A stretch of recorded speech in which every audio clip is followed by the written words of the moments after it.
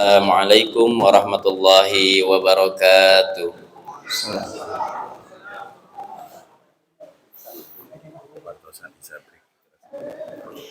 Alhamdulillahirabbil alamin wassalatu wassalamu ala asrofil anbiya'i wal mursalin wa ala alihi wa sahbihi ajmain, amma ba'du.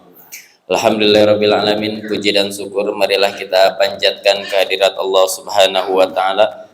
Alhamdulillah atas nikmat dan karunia, baik itu nikmat iman, nikmat Islam, juga nikmat sehat, Allah limpahkan kepada kita sehingga kita bisa kembali berkumpul di majelis yang mulia ini, majelis kajian Ahad ba'da maghrib, yang alhamdulillah pada hari ini insyaallah akan diisi oleh Ustadz Yusuf SJ As-Siddiq dari Ketua Juru Sembelih Halal DPW Jawa Barat.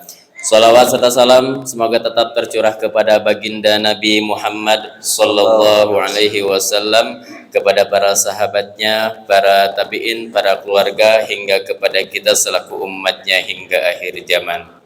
Alhamdulillahirabbil alamin. Jamaah hadirin yang Allah muliakan, tadi Ustadz terjebak macet, Ustadz. Jadi fenomenanya di sini seperti itu ya. Nah, tapi alhamdulillah beliau bisa hadir di majelis kita dan akan memberikan dan menyampaikan kajian Islam tentang Idul Adha dengan tema ihsan dalam kurban. Insya Allah nanti Ustadz akan langsung mengisi kajiannya, dan insya Allah nanti pada Isya kita lanjut lagi ya. Jadi insya Allah sesi ada 2 sesi. Nanti kita sholat Isya, break dulu. Setelah sholat Isya kita lanjutkan sampai materi tuntas. Baik, itu saja para jamaah sekalian. Sekali lagi mudah-mudahan duduk dan diamnya kita di majelis ini mudah-mudahan mendapatkan keberkahan dan ridho dari Allah Subhanahu wa taala. Baik hadirin semuanya, kami persilakan kepada Al Ustadz Yusuf SJ As-Siddiq untuk memberikan materi pada malam hari ini. Silakan. Bibip lah.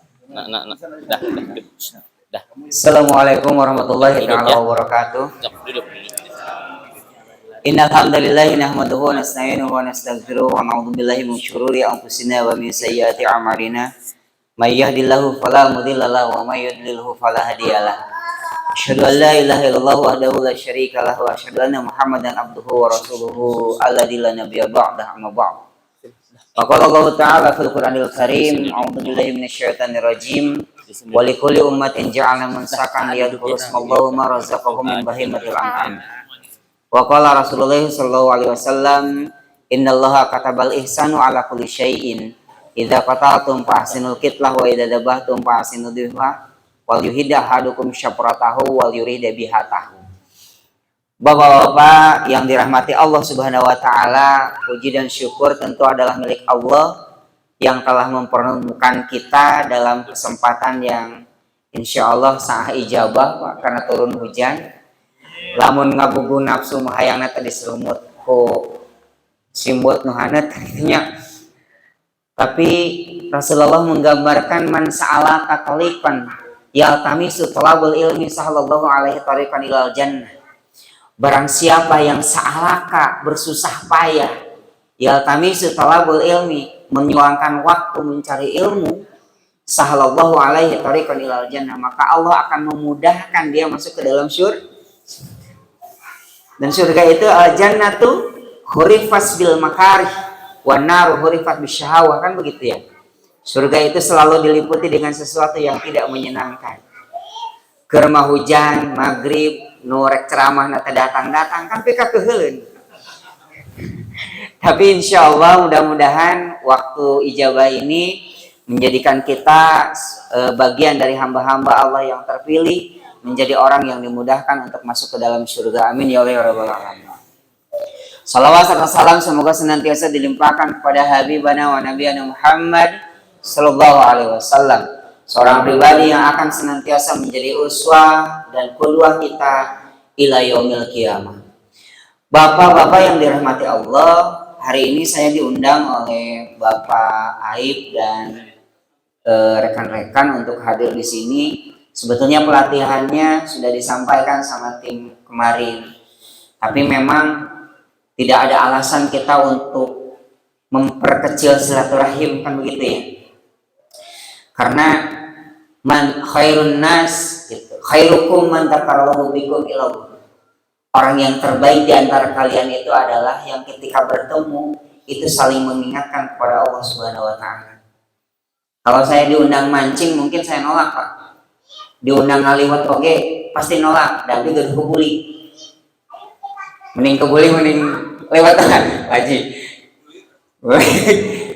Tetapi kalau diundang untuk pengajian, maka luar biasa, tidak ada alasan kita untuk menolak. Kenapa? Karena Allah Subhanahu wa taala ketika Bapak pergi keluar dari rumah, melangkahkan kaki, saking ridhonya Allah Subhanahu wa taala kepada orang yang mencari ilmu, maka sayap-sayap malaikat itu akan dibentangkan, yang bentangannya itu dari masyrik ilal maghrib. Saking apa? Menaungi orang yang berangkat talabul ilmi. Saking ridhonya Allah Subhanahu wa taala. Kemudian apa? Ikan-ikan di lautan. Bumi kita 70% itu perairan, lautan. Itu saking ridhonya makhluk Allah Subhanahu wa taala. Karena Allah pun ridho, itu makhluk yang ada di lautan itu semuanya beristighfar bagi orang yang mau melangkahkan kaki mencari ilmu. Makanya Bapak ujung burung mencangkat. Tadi teh memang ada ceramah di Lagadar sampai jam 2, Pak. Tapi ngobrolnya sampai sore namanya. Pas ditinggal gini Lagadar sareng ujung Malaka tetep jeung macet. Mudah-mudahan tidak mengurangi kehusyuan dan niat kita untuk hadir di tempat ini. Bapak yang dirahmati Allah Subhanahu wa taala, saya ingin menyampaikan bahwa malam ini kajian kita tentang ihsan. Rasulullah SAW satu ketika didatangi oleh seorang tamu, laki-laki yang berpakaian putih, kemudian rambutnya rapi, janggutnya rapi, wajahnya berseri, kemudian datang di hadapan Nabi ketika berkumpul dengan para sahabat seperti ini, Pak. Dulu para sahabat itu sama duduknya kayak bapak-bapak, dia berjarak dengan Nabi karena saking takzimnya. Tapi satu ketika datang seorang laki-laki, kemudian apa? Laki-laki ini datang dan tidak dikenal, semuanya asing. Kemudian datang ke hadapan Rasul sampai lututnya ketemu lutut Rasul, kemudian tangannya disimpan di pahanya Rasul, saking dekatnya. Coba lamun bapak, misalkan tiba-tiba ada orang yang tidak dikenal, selek didinya di payung abdi, cing, anggapan aku mah, anjir mata sopan, kan gitu. Sama Pak, Rasulullah juga ketika ada orang semacam itu, kemudian para sahabat itu saling bertanya, itu siapa? Itu siapa? Kemudian orang itu, Pak, bukan hanya dekat dengan Nabi, bukan hanya menyentuhkan lutut beliau dengan lutut Nabi, tetapi bertanya begini, ya Rasulullah, akhbirni anil Islam.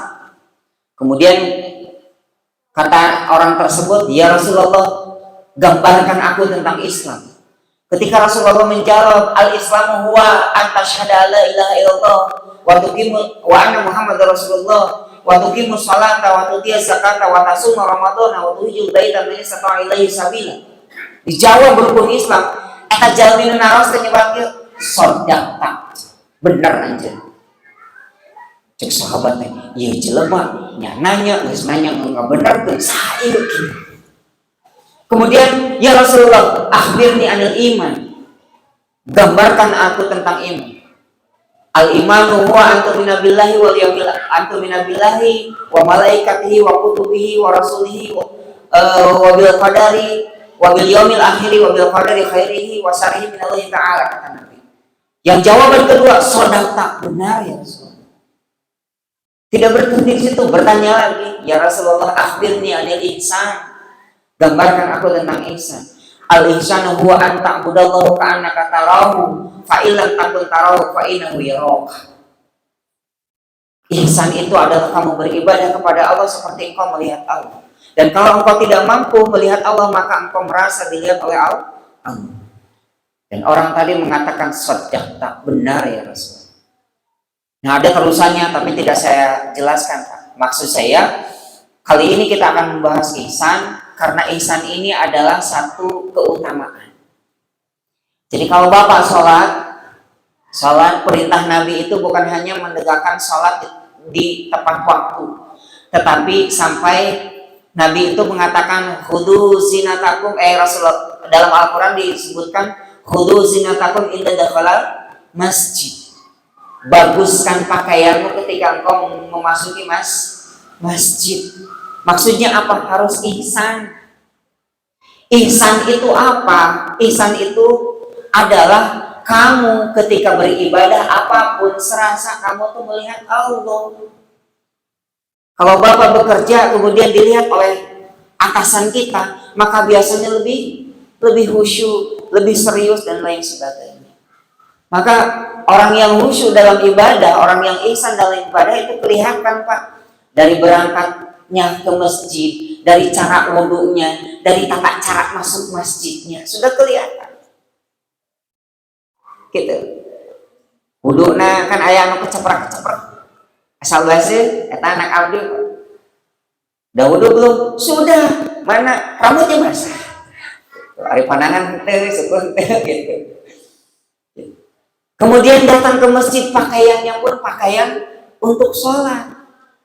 Kan Pak, ada orang yang sholat walaupun sah, tetapi karena tidak ihsan di tulisan di pengker bajuna teh di belakangku kambing coba. Kabaca kuno sholat itu kan kahina Pak, ngajak pasya kan gitunya. Nah maka orang yang ihsan itu dia akan beribadah seperti dia melihat Allah, dan ketika dia tidak mampu maka dia merasa Allah Subhanahu wa Ta'ala itu melihat dia. Ini ihsan. Lalu apa kaitannya dengan kurban? Ya, kita akan bahas nanti mungkin setelah ini. Karena Allah Subhanahu wa Ta'ala itu mewajibkan ihsan atas segala sesuatu. Innallaha katabal ihsanu ala kulli syai'in. Allah mewajibkan ihsan atas segala sesuatu. Nah, sebelum masuk ke arah sana, saya ingin bercerita dulu menjelang adzan Isya. Kenapa kurban itu harus dengan hewan ternak? Dalam surat Al-Hajj ayat ke-34, Bapak bisa baca nanti dan buka lagi ayatnya. A'udzubillahi minasyaitonirrajim.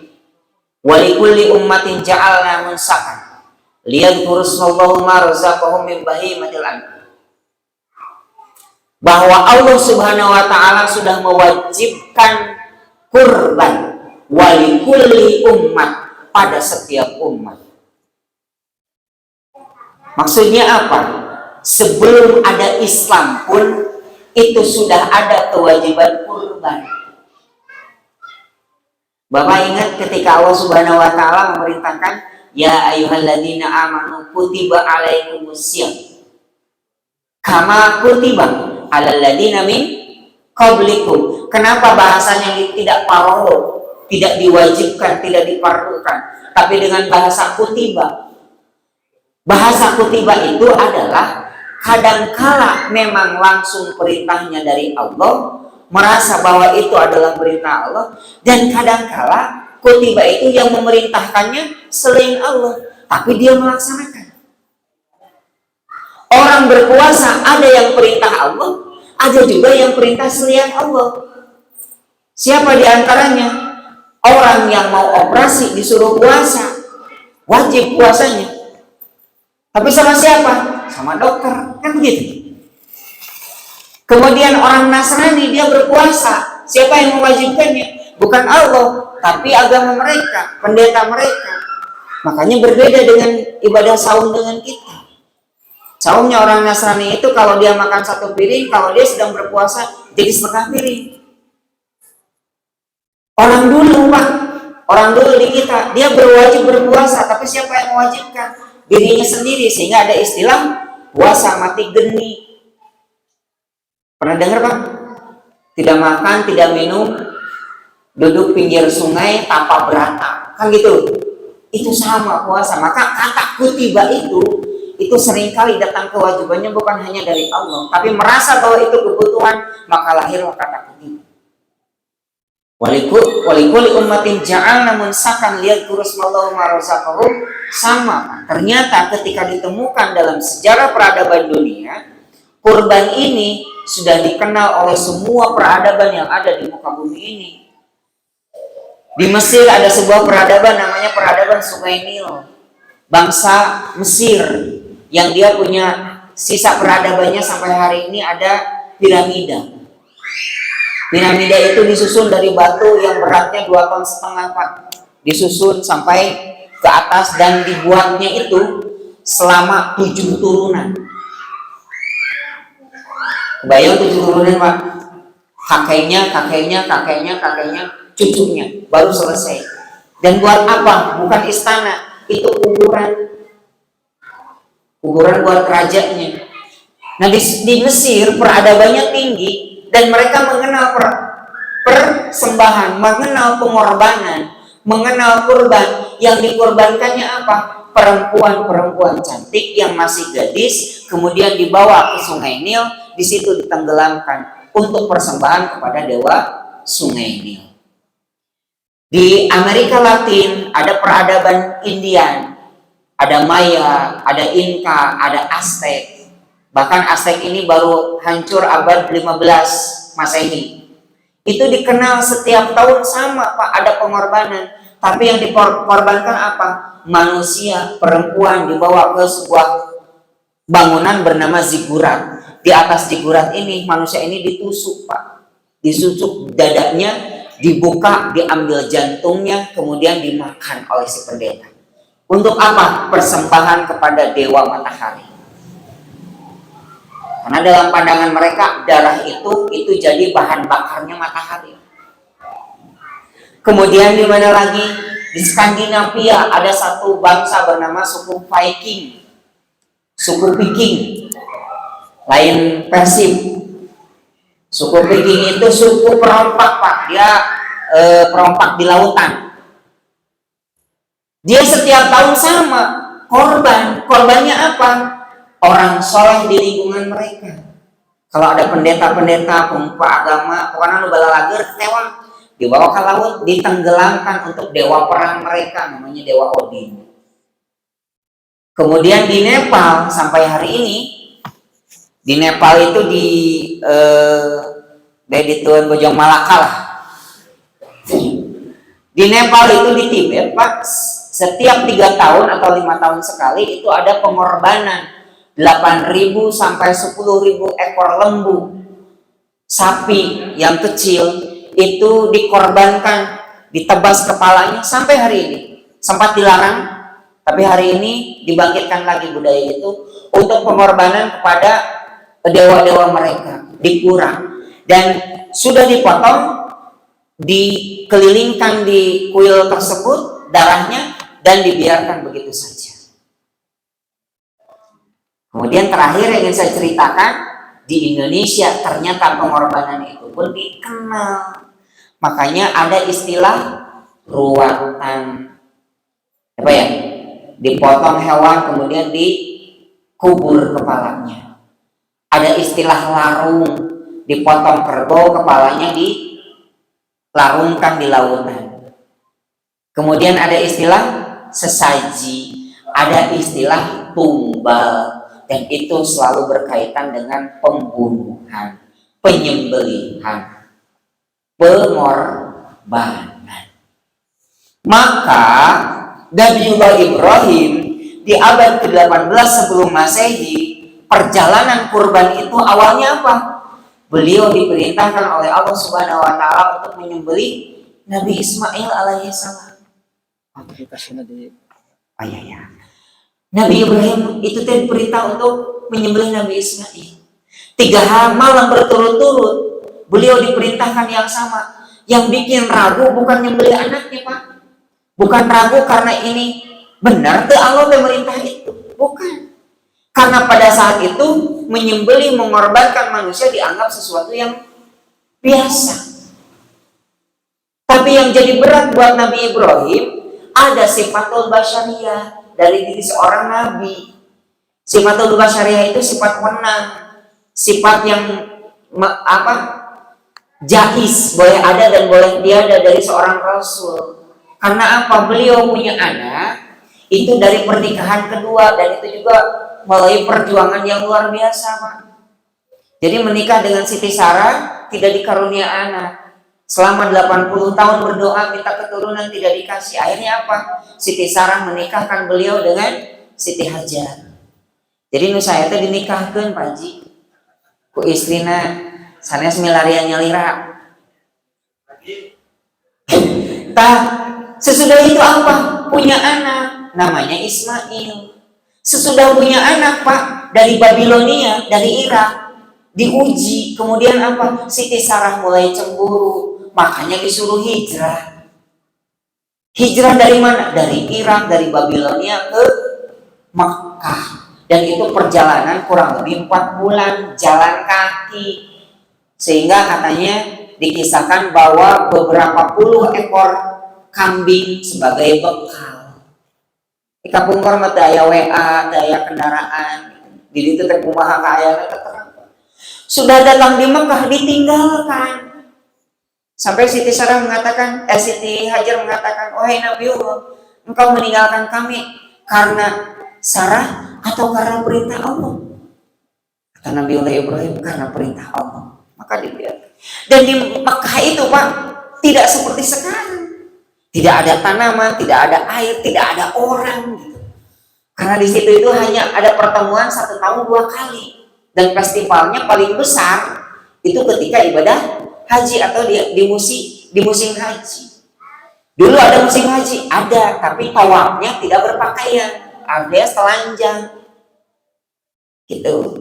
Nah, pada saat itu Nabi Ismail itu sangat disayang Pak sama Nabi Ibrahim alaihissalam. Beranjak, kitanya anak itu makin besar pada usia yang terlucu-lucuna gitu. Zaman itu lucu-lucunya itu 20 tahun Pak, karena usianya panjang-panjang. Nabi Ibrahim saja usianya 340 tahun. Ada orang makan 20 tahun teh ker zaman lucu kan sampai kalucuan perutnya lo bapak menta gitu. Nah ketika lucu-lucunya ini kemudian turunlah perintah Allah untuk menyembelih. Itu yang bikin berat, sehingga apa Pak? Untuk menenangkan hati Nabi Ibrahim sambil ngasah. Makanya di Juleha diwajibkan untuk bisa ngasah 2 hari pelatihan itu, ada 1 hari harus ngasah pisau dari tumpul sampai tajam. Walaupun ujung-ujungnya tetap jurus curug pengasahkeun. Itu ngasah itu bagian dari sunnah Pak. Nah setelah itu apa? Pada saat itu singkat cerita Nabi Ibrahim menyembelih Ismail apa Pak? Kata Nabiullah Ismail, "Wahai ayahanda, aku tidak kuat untuk disembelih, maka aku akan memejamkan mata. Kemudian khawatir aku berontak, tolong ikat kakiku, ikat tanganku, dan palingkanlah wajahmu," kata Nabi Ismail. Tempat penyembelihannya di mana? Di Mekah. Kalau sekarang Bapak mau lihat di mana tempat Nabi Ismail dilakukan penyembelihan, setelah Arafah, sebelum ke Mina, itu perjalanan. Di tengah perjalanan itu ada bukit, dan di bukit itu ada 1 tugu Pak. Susah naiknya, tugu itulah di mana dilakukan penyembelihan. Memang tidak dikunjungi, tapi dikasih tanda. Nah ketika disembelih, maka Nabi Ibrahim taunya yang disembelih itu Ismail. Bismillahirrahmanirrahim. Ketika itu, saya sedikit lagi. Ketika itu apa? Saking takjubnya dengan kejadian itu, maka malaikat yang berkumpul di situ kemudian berucap takbir, Allahu Akbar, Allahu Akbar, Allahu Akbar. Disambut oleh Nabi Ismail, La ilaha illallah wallahu akbar. Barulah Nabi Ibrahim tahu yang disembelih itu bukan Ismail, tapi sudah diganti oleh Allah oleh kambing kibas yang konon katanya ini adalah domba yang dipersembahkan oleh Habil yang diangkat ke surga dan dikembalikan ke dunia untuk disembelih oleh oleh Nabi Ibrahim. Pada saat itu baru tahu yang disembelih itu bukan Ismail, maka dia berucap Allahu Akbar walillahil hamd. Maka saat itu kemudian sampai hari ini menjadi bagian dari sunnahnya ketika Idul Adha malam takbir sampai nanti hari tasyrik kita mengucap takbir. Gitu Pak. Kenapa sejarahnya harus Ismail? Allah Subhanahu wa taala ingin merubah paradigma dunia ketika itu yang mempersembahkan manusia sebagai pengorbanan. Kata Allah, mengorbankan manusia itu tidak akan berguna bukan buat Allah. Tidak akan menambah kemuliaan dan tidak akan mengurangi kemuliaan. Tetapi apa? Buat kalian, buat manusia itu terlalu berharga untuk membuktikan keimanan, kecintaan dan ketakwaan kepada Allah. Sehingga dalam surat Al-Hajj ayat ke-37 Allah mengatakan, la apa? Bukanlah darahnya la lumuhuma wala dima'uma, kan gitu ya. Bukanlah dagingnya, bukanlah darahnya akan sampai kepada Allah. Tetapi yang akan sampai adalah takwa minkum, ketakwaan kalian. Oleh karena itu, setelah itu kemudian kita memahami syariat dari kurban adalah dengan hewan ternak, yang hewan ternak itu setelah disembelih maka dia dimanfaatkan untuk dimakan. Maka haram hukumnya di hari nahar ke-10, tanggal 11, tanggal 12 dan tanggal 13, siapapun yang soleh sekalipun haram hukumnya berpuasa. Karena apa? Untuk makan daging hewan sembelihan kurban.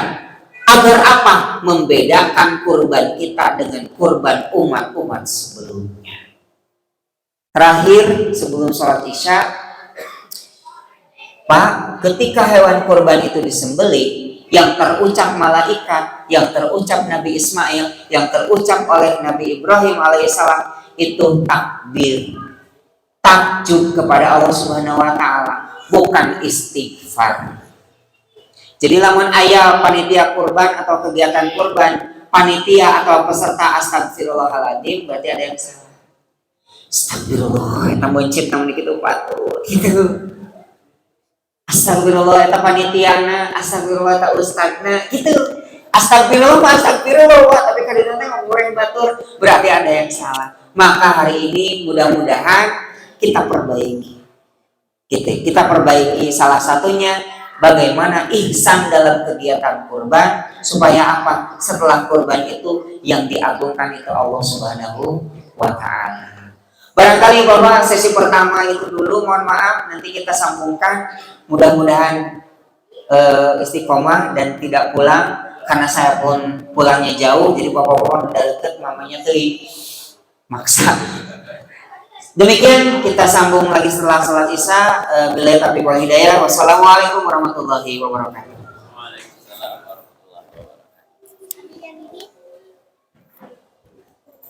Ya, alhamdulillahirobbilalamin, tadi sepenggal ya. Jadi kayak baru muqaddimah ya Tat. Nah, jadi insyaallah nanti kita akan lanjutkan setelah sholat pada isya, kita lanjutkan kajian lanjutan sesi materi berikutnya sampai beres. Silakan kepada jamaah untuk menempati untuk melaksanakan sholat isya. Terima kasih.